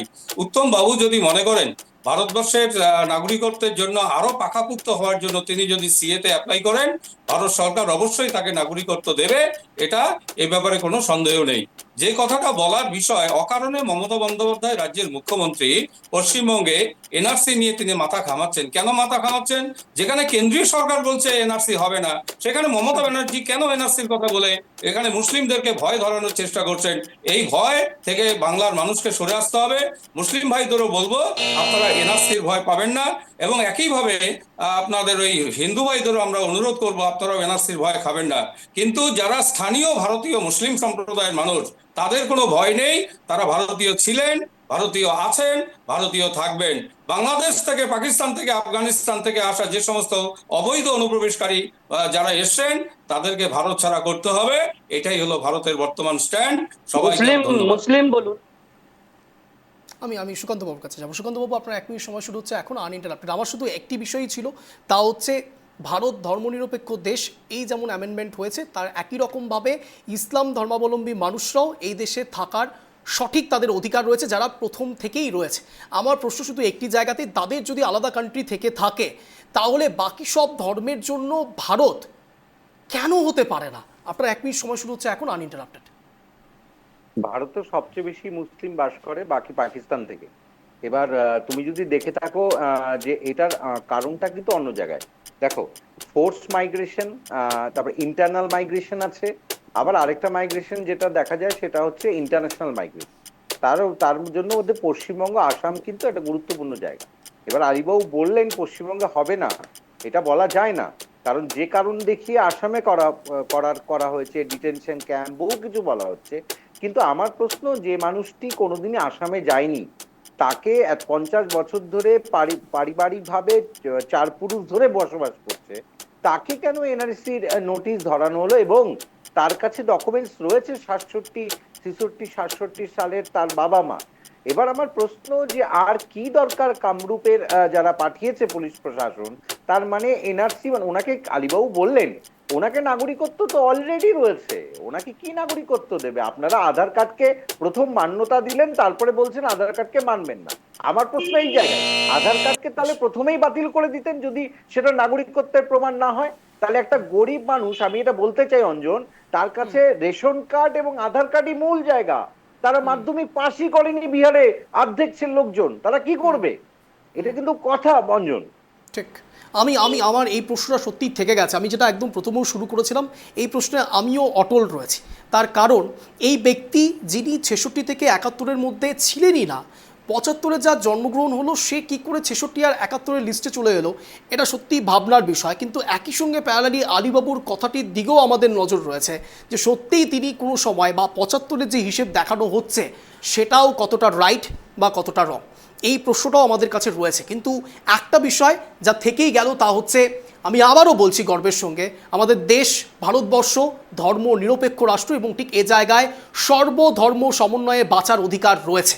কিন্তু কোনো ধর্মকে ছোট করে নয়, এবং একই সঙ্গে অন্য কোনো দেশে যদি যে কোনো ধর্মের মানুষকে অত্যাচার করা হয়, তাহলে ভারতবর্ষ প্রতিনিয়ত যেরকম কথা তুলেছে, আজও কথা তুলবে, এবং শব্দের কাটাকাটি অনুষ্ঠান থেকে অঞ্জন আবারও বলবে, পাকিস্তান হোক, বাংলাদেশ হোক, যে কোনো জায়গা থেকে যদি কোনো কারণে কোনো হিন্দু, কোনো বৌদ্ধ কিংবা অন্য কোনো সম্প্রদায়ের মানুষ কোনো কারণে অত্যাচারিত হয়, তাহলে শেষ কথা বলছি, বলে থাকবো।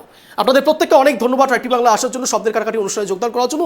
এরকমই টান শুরু দেখার জন্য প্রতিদিন নজর রাখুন ট্রাইব টিভি বাংলার পর্দায়। শব্দের কাটাকাটিতে, এখানে শব্দের তেরে জব্দ হয় ইস্যু। নমস্কার।